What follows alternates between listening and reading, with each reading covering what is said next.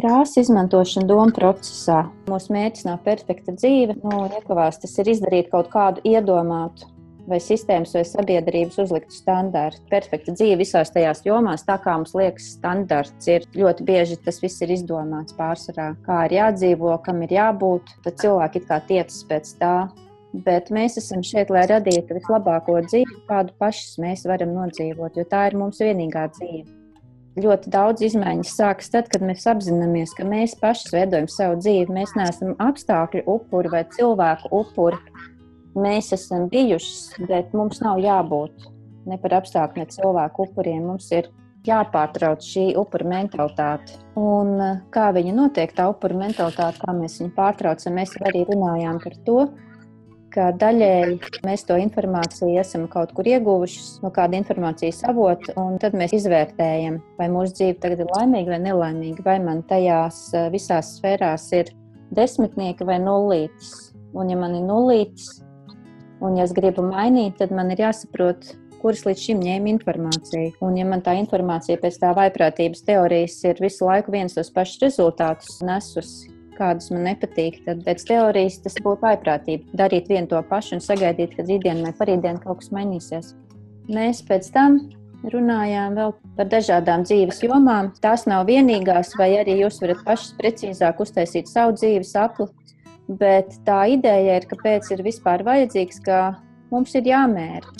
Mēs arī temperatūru mēram, kad mēs jūtamies slikti, mēs meklējam termometru. Un tad mēs saprotam, cik slikti mēs jūtamies, vai mums ir 37 vai 40 grādi, vai jāsauc ātrā palīdzība, vai arī kaut ko nedaudz mājās tēņu pašas varam iedzert. Mums dzīvē tāpatās ir vajadzīgs visu laiku mērīt. Mēs to ļoti bieži īstenībā darām, mēs neapzināti to darām. Laiku pa laikam mēs saprotam, man iet slikti, man ir slikta sajūta. Tas arī ir mērījums. Jā, bet tā, ka mēs apzināti mēram, cik es tālu esmu tikusi. Pēc gada es izmērīšu, kuras nākamā gada novembrī būšu. Tagad es šodienas izmēru un pēc gada, kuras esmu. Jā, kad tu laiku pa laikam uzliec tos mērījumus. Tā ir laba ideja tur iekšā, kad ir šīm pārdomām jābūt. Un tad mums ir, ko mēs arī runājām, bija par to, kādā veidā mēs varam strādāt, lai saskaņot visas šīs 4 mūsu daļas – prāts, sirds, ķermenis un gars, jā, kā mēs viņu saskaņojam. Un šis te ir vienkārši, es esmu izgriezus no iepriekšējās keynotes, ka viens no instrumentiem ir šis te ikdienas žurnāla rakstīšana. Kāpēc tieši rakstīšana? Tu jau arī vari sēdēt un nerakstīt un meditēt, bet tā lieta ir, ka mums ir tāds interesants prāts. Mēs 3-4 vārdus izdomājam, un 5. jau mēs jau ejam uz veikalu, pērkam jau jaunas zeķes, un tad jau jūs nākat mājās savās domās, un tu pēc kādu brīžu, pagaidi, pie kā es paliku? Es domāju par to un to. Vienkārši mums prāts tā dara. Un ja tu saki, ka es domāju par to, es ticu, ka tu domāji, bet tu vēl par 55 citām lietām domāji. Bet ar rakstīšanas palīdzību tu kontrolē sevi. Mums tas ceļojums notiek smadzenēs, un mēs tādā veidā nekontrolēdam sevi. Mēs aizejam, mēs dzīvojam kaut kur pagātnē vai nākotnē, kaut kur klīstam. Ja tu strukturē domāšanu, ļoti daudz cilvēks var izdarīt. Sevi uztrenē, un mēs uztrenējam sevi tikai tad, kad mums ir mērķis, ja mēs kaut ko gribam. Tāpēc mēs nākamajā reizē taisīsim to vīzijas dēli, sapratāt to ideju, ka tas ir tas žurnāls, tas ir tieši tāpēc labs, ka viņš tev palīdz koncentrēties. Un tad, kad tu esi uzrakstījis, tad tas palīdz analizēt. Tas palīdz arī izdarīt tos mērījumus, kuras esmu pēc gada, ko es rakstīju pirms gada. Tas palīdz terapeitiski, jo tev kādreiz ir vajadzīgs parunāties ar kādu cilvēku, kas ir eksperts par tevi. Un kurš ir eksperts par tevi? Tu pati vislabāk zini, kas tev ir iekšā, ko tu gribi, ko tu negribi, visu.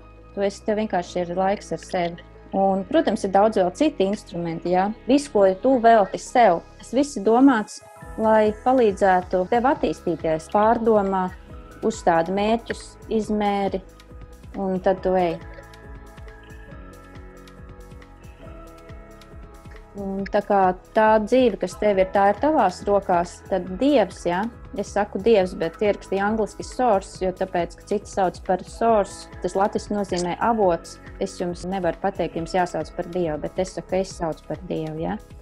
Tā kā dzīve ir tavās rokās, mana dzīve ir manās rokās, tātad Dievs, viņš ar mani sarunājas, ar mani par mani, un ar tevi viņš sarunājas par tevi. Un, lai iegūtu šo savienojumu, tev ir jāiegūst savienojums pašai ar savu sirdi vispirms. Un ļoti bieži mēs neesam mācīti to darīt, mums tieši otrādi aizliegums ir bijis tik daudz un tik ilgi, ka mēs neesam ļaujuši sevi just. Žurnāla rakstīšana palīdz saprast niansēs, precizēt sev, kaut kas notiek, es esmu dusmīga. Un tad tu sāc domāt, vai tiešām es esmu dusmīga? Nē, tas nav dusmīgi. Tas ir, es esmu vīlusies, īstenībā nevis dusmīga.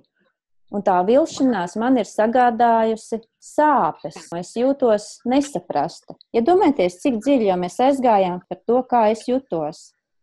Sākās ar to, ka mēs domājām, ka es jūtos dusmīga un izrādās nesaprast. Bet tā ir vesela pakāpe mēģināt nosaukt vārdā, kā tu jūties. Un saku, uz ko jūs ejat, lai jūs spētu nosaukt vārdā. Var teikt, uzlikt pirkstu virsū, no kurienes patiesībā nāk tā sava sajūta. Jo dusmas tas ir pats virspusējais. Tā ir pēdējā emocija, tā ir pasargājoša emocija, kas izpaužās tad, lai tevi pasargātu. Ka kāds ir pārbraucis savām robežām pāri un tev naturāli brauc virsū, tad parādās šīs dusmas, lai tevi aizsargātu. Vai tu vai nu aizslēgtu sevi, vai emocionāli izlādētos kaut kas, lai notiktu. Ja? Tas tā kā mašīnai buferis. Ja? Tā kā mēs ejam, meklējam tālāk caur šo žurnālu rakstīšanu emociju, kā mēs īstenībā jūtamies. Un mēģinām mēs nosaukt viņus vārdā. Mēģinām mēs saprast, no kurienes tas nāca atkal. Pēc tam atkal uzdot jautājumu, bet kāpēc tu tā? Un tad atkal, bet kā tev liekas, no kurienes tas nāca? Un tā kā mēs šādā veidā iegūstam to savienojumu. Jo ar prātu mēs domājam, ka mēs esam dusmīgas, bet mēs nonākam uz to savienojumu, kas bija tā kā jūtos nesaprasta. Un tas savukārt man saistās ar to un to gadījumu, kad mēs bērnībā man bija tas un tā. Un tajā laikā es tur iztaisīju tādu un tādu uzskatu, ka es neesmu mīlama, jo tāpēc, ka man neviens nekad nesaprot. Apmēram tā. Un tad tas ir tas mans belief, tas ir tas mans... Es vakardien, mēs komunikējāmies tajā sieviešu klubiņā, un mēs nonācām ar vienu līdz tam, kad es izdomāju nosaukumu tam belief, noticējums. Tā kā tas ir noticējums, es esmu noticējusi tam savam uzskatam, ka es neesmu laba. Tas ir mans noticējums. Un caur šo žurnālu darīšanu, tad mēs nonākam šitādā te kārtās. Tas ir kārtas. Nenotiek tas uzreiz. Mans sākums bija, ka es pat nevarēju nosaukt, kā es jūtos. Emociju nevarēju atrast. Ja? Tā kā tas ir process. Ir jums jādod savu to žēlastību, ka tas ir process. Jūs iesiet cauri procesam. Es jums vienkārši izstāstu to procesu gala variantu. Te intuīcija tev vadīs šajā procesā. Jo tāpēc, ka neviens cits nevar tev pateikt, kas ir tavs nākamais solis, kā vien tas, kas tev te ir iekšā. Tā atslēdziņa ir tavās rokās. Un tā kā mūsu prāts domā attēlos un vārdos, tad tas, ko mēs domājam iekšēji, tā mūsu iekšējā balss ir jāpārvērš vai nu vārdos vai attēlos. Ja tas ir kā mēs domājam. Un iepriekšējā nedēļā jūs darījāt to vārdu daļu, bet tagad mēs mācīsimies par šo te attēlu daļu, krāsu daļu. Nākamreiz būs vairāk tieši par bildēm, bet tagad vairāk par krāsām, jo krāsošana tas arī ir daļa no attēla. Krāsas palīdz tajā brīdī, kad iekšā ir, bet ārā nenāk. Ir tāda sajūta. Tāpēc mēs darām abus, gan vārdus, gan attēlus. Tad, kad mēs krāsojam, es jums izstāstīšu vēl vairāk, bet es jums vienkārši tagad parādīšu. Mēs darām tā, ka mēs uz vienas puses zīmējam, uz otras mēs rakstam. Mēs ņemam papīru. Teiksim, šitās puses es zīmēju, es esmu tagad uzzīmējis un zīmējot, man ienāk prātā kaut kāda doma.